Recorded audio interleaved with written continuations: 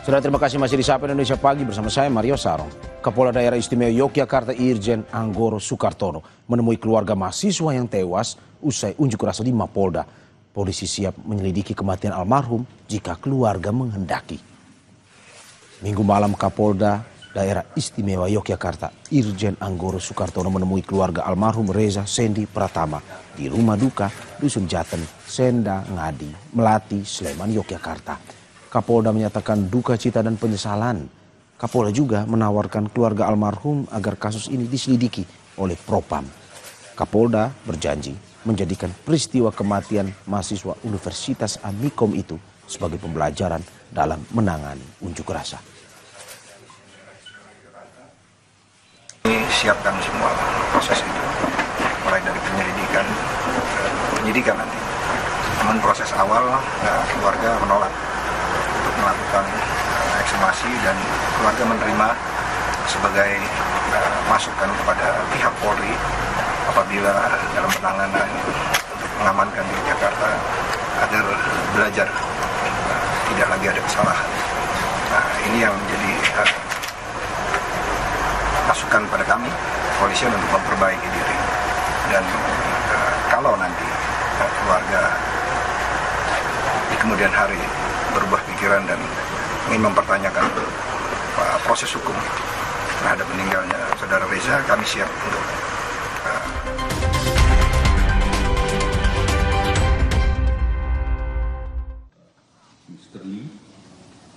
dan seluruh wartawan yang saya banggakan, juga dari clearing KPI Pak Iding, kemudian dari KESE Pak Samsul Hidayat, dan juga seluruh perusahaan tercatat, dan juga para anggota bursa. Pertama, saya selaku pribadi dan juga dari Kementerian dan Pasar Modal menyampaikan duka cita mendalam bagi para korban dan keluarga yang terkena dampak dari dinamika sosial dan politik yang terjadi di akhir pekan yang lalu, dan secara khusus kami ucapkan bela sungkawa dan yang sedalam-dalamnya untuk keluarga almarhum yang tercatat sejauh ini: almarhum Afan Kurniawan dari Ojek Online Jakarta, kemudian Ibu Sarinawati, pegawai DPRD Makassar, Pak Saiful Akbar, pegawai DPRD Makassar, Pak Muhammad Akbar Basri, pegawai DPRD Makassar, Pak Budi Haryadi, Satpol PP Kota Makassar, Saudara Rusdam Diansah dari Makassar, Saudara Sumari dari almarhum dari Surakarta, almarhum Reza Sendi Pratama dari Yogyakarta. Dan untuk itu marilah kita sama-sama mengeningkan cipta. Dan bagi yang beragama Islam, mari kita bacakan Al-Fatihah. Alhamdulillah.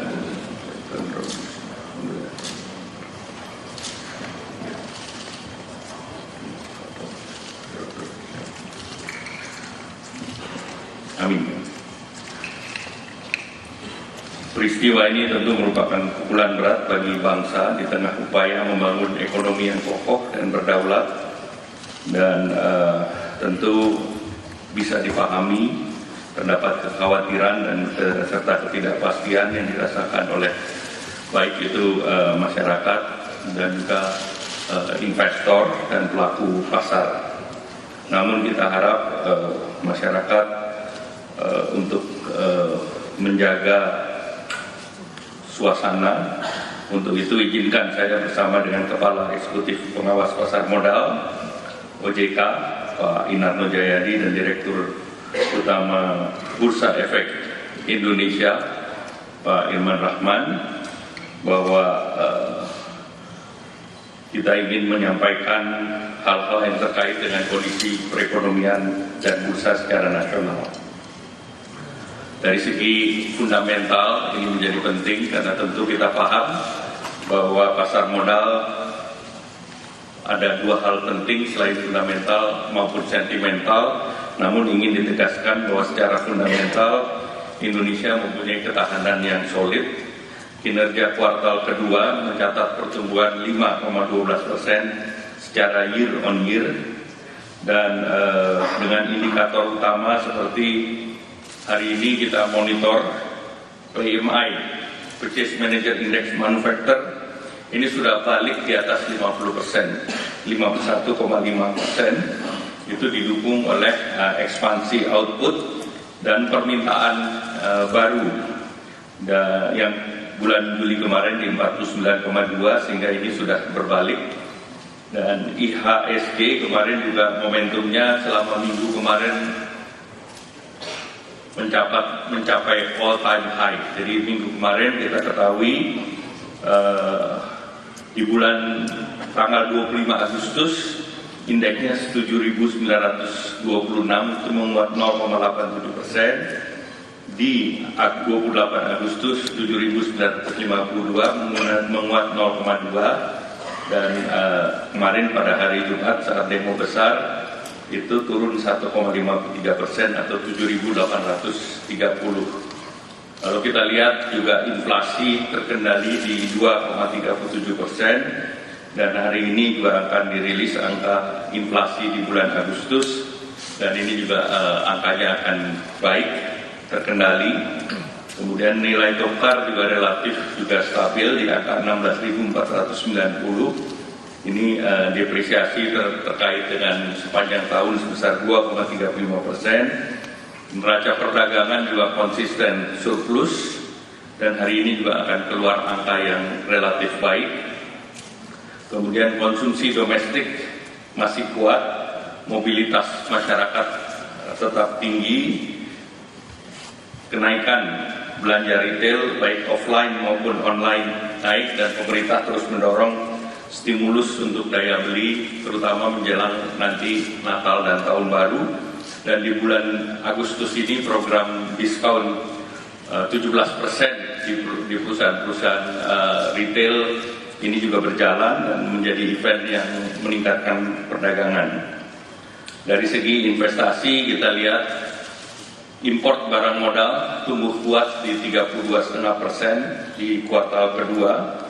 Industri positif tadi sejalan dengan PMI adalah tumbuh secara year on year di kuartal kedua 5,08%, artinya ekspansi potensial di kuartal ketiga. Kemudian terjadi perputaran uang dan transaksi di berbagai provinsi, menunjukkan tingginya tingkat pertumbuhan dan aktivitas ekonomi secara spasial. Terkait dengan situasi terkini dengan fundamental ekonomi yang solid, pemerintah yakin dampak dan dinamika sosial politik yang terjadi terhadap ekonomi harapannya bersifat jangka pendek, dan pemerintah terus mendorong optimisme untuk jangka menengah dan jangka panjang.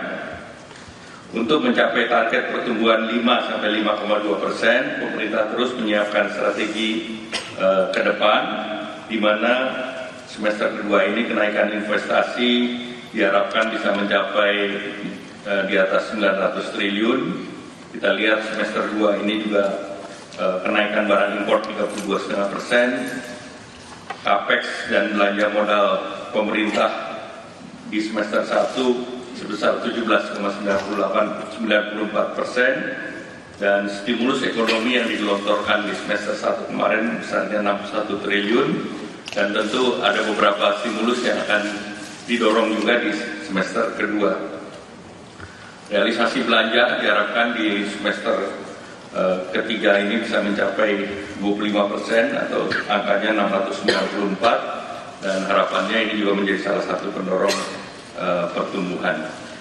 Nah, program untuk mendorong daya beli dan konsumsi antara lain kredit investasi padat karya, terutama untuk revitalisasi mesin-mesin produksi. Industrinya adalah tekstil, produk tekstil, industri furniture, industri makanan minuman. Kemudian ada stimulus untuk perumahan, yaitu FLPP dari 20.000 menjadi 350.000, PPN ditanggung pemerintah sampai 100% sampai semester kedua, dan kemudian ada bantuan stimulan perumahan swadaya menyasar 41.000 rumah, kemudian program BPJS tenaga kerja terutama untuk para pekerja atau kaum buruh, kemudian juga ada kredit usaha rakyat khusus untuk sektor perumahan, di mana kredit itu juga akan mendorong sekitar pembangunan 450.000 rumah, besarnya di atas 130 triliun. Nah, kemudian stimulus pariwisata akan diberlakukan seperti Nataru kemarin, nanti akan segera juga diumumkan. Kemudian akselerasi program makan bergizi gratis, tentu dengan target penerima yang terus ditingkatkan, dan targetnya di bulan November ada 25.000 SPPG. Nah, seluruh program ini dirancang untuk menggerakkan perekonomian di masyarakat atau di rakyat secara langsung sambil menjaga konsumsi domestik. Terkait dengan ketenagakerjaan yang menjadi perhatian di pasar, Dewan Kesejahteraan Buruh dan juga Satgas Pencegahan PHK telah dibentuk, dan ini sudah disiapkan, dan tentunya berharap bahwa dengan telah terbentuknya Satgas, ini kesejahteraan para pekerja dan kesempatan kerja akan juga terus didorong dan dibuka selebar-lebarnya.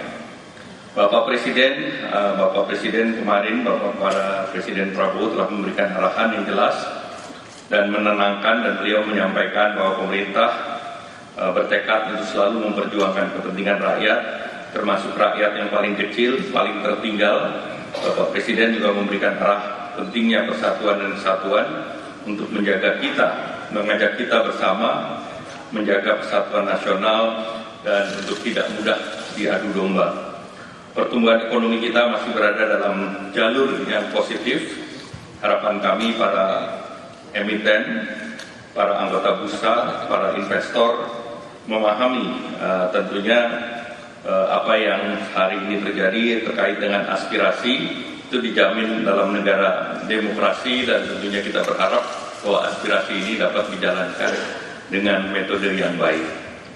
Pemerintah terus berkomunikasi aktif dengan para issuer atau emiten atau anggota dan juga anggota bursa dan para investor untuk memastikan bahwa rencana investasi tidak terganggu, dan diharapkan seluruh kegiatan bisa berjalan sesuai jadwal, dan pemerintah komit untuk responsif terhadap apa yang berkembang dan aspirasi masyarakat melalui jalur yang konstruktif.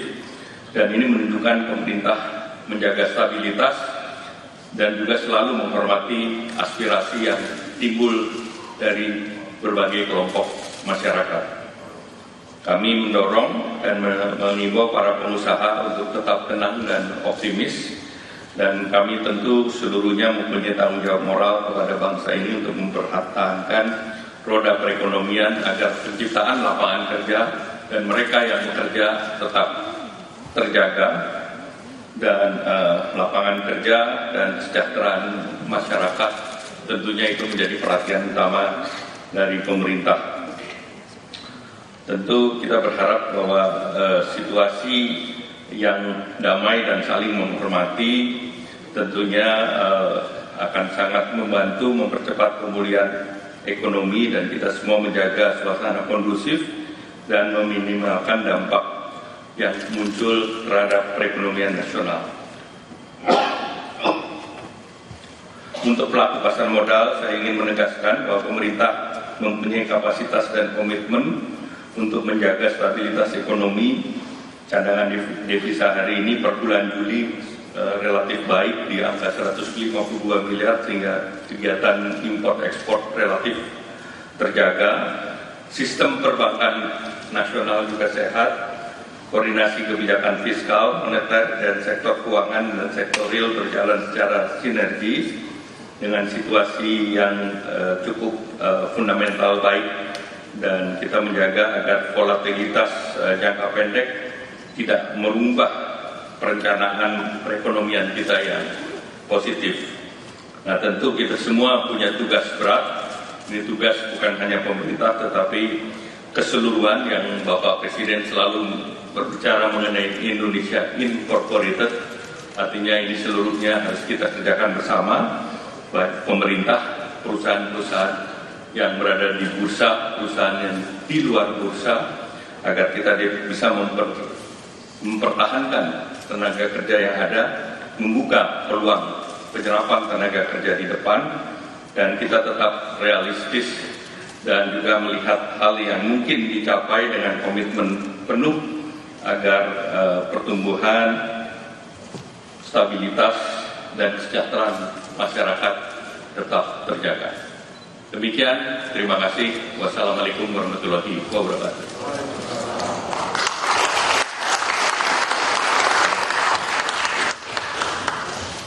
Baik, terima kasih, dan terima kasih tidak ada tanya jawab. Dengan demikian telah selesai rangkaian acara pada hari ini. Terima kasih atas partisipasi Bapak Ibu serta. Saudara, baru saja Anda mendengarkan konferensi pers stabilitas pasar modal Indonesia bersama Menko Perekonomian Airlangga Hartarto, di mana dalam konferensi pers yang disampaikan Menko Airlangga memberikan analisis ekonomi di tengah situasi yang terjadi saat ini. Dalam penyampaiannya bahwa Menko Airlangga memastikan pertumbuhan ekonomi masih dalam jalur positif, di mana dengan inflasi yang masih terjaga di angka 2,37%. Selain itu juga saudara, beberapa hal yang terjadi belakangan ini pun juga diharapkan tidak akan berpengaruh terhadap semester 3 nanti, di mana dalam semester 3 nanti akan diusahakan oleh pemerintah dengan berbagai program dan juga stimulus untuk mencapai kenaikan investasi yang diharapkan sampai 900 triliun rupiah.